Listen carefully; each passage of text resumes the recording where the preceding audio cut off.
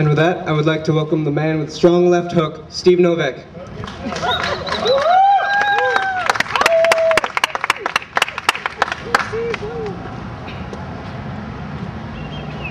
Thank you very much, Trevor. Thank you very much, Peter. It's an honor to be here. More Americans have died in the war in Iraq than died in the attacks on the World Trade Center and the Pentagon.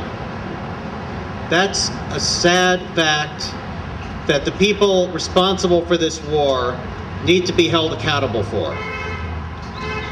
Gordon Smith last year said in December that he had doubts about this war.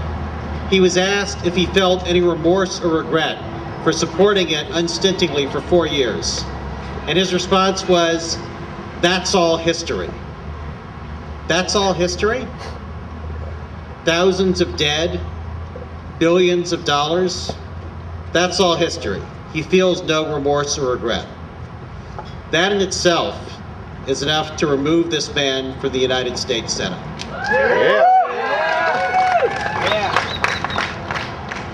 Over 40 years ago, Wayne Morse was one of 2 senators to vote against the Gulf of Tonkin resolution that put us on the path to war in Vietnam.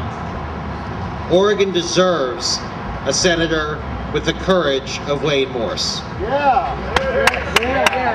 Oregon deserves leaders in the Senate, leaders for peace, not followers. And the United States deserves leaders. The United States deserves a president who takes responsibility, who shows courage. And I have to say, I am not excited about some of the leading candidates for president on the Democratic side. I'm not excited about a presidential candidate who still refuses to acknowledge that the vote for war was a mistake, who says that she didn't vote for a war, that she voted to give the president negotiating authority that she thought that he would use wisely. Well, if that's the case, why didn't she jump up when the war started and say, "I didn't vote for this"?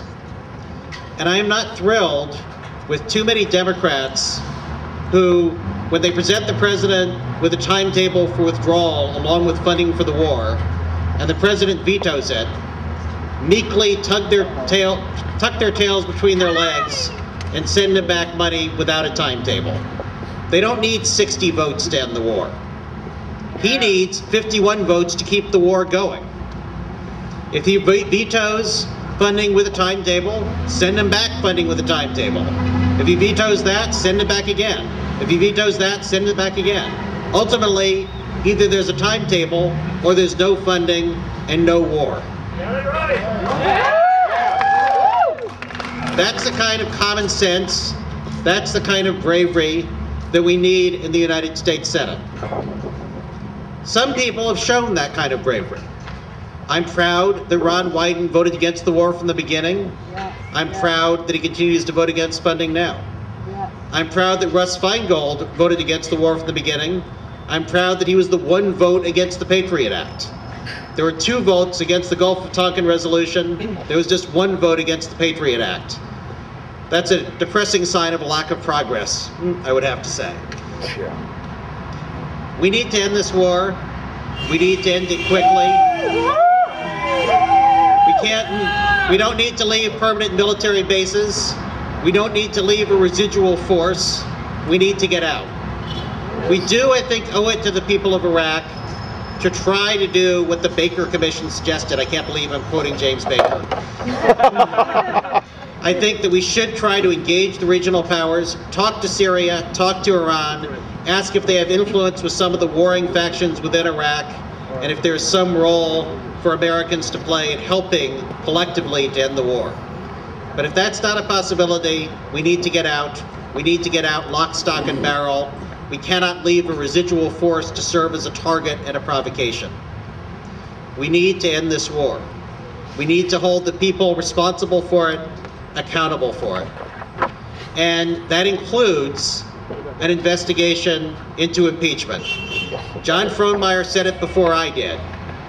but I'd said we need leaders with that, but not followers. I was proud to follow John Frohnmeyer in saying that if lying about an investigation into a third-rate burglary called Watergate was grounds for impeachment of Richard Nixon, that if only out of fairness to Richard Nixon, lying to get us into a war has got to be grounds for an impeachment investigation. And Dick Cheney and George Bush and Condoleezza Rice need to be called to answer the question, did you really not know what George Tenet knew about those 16 words about Iraq allegedly seeking yellow cake in Africa? I'm so proud of the young people here. I'm so proud to know that the spirit of America is not dead, that, to paraphrase Huey Lewis in the News, the heart of America is still beating. I'm honored to be here among you. I'm sorry I have to run down to Roseburg to meet with Douglas County Democrats. Well, I'm pleased to meet them, but I'm sorry I have to run. Thank you so much for having me here. We will end this war. We will prevail. We shall overcome. Thank you.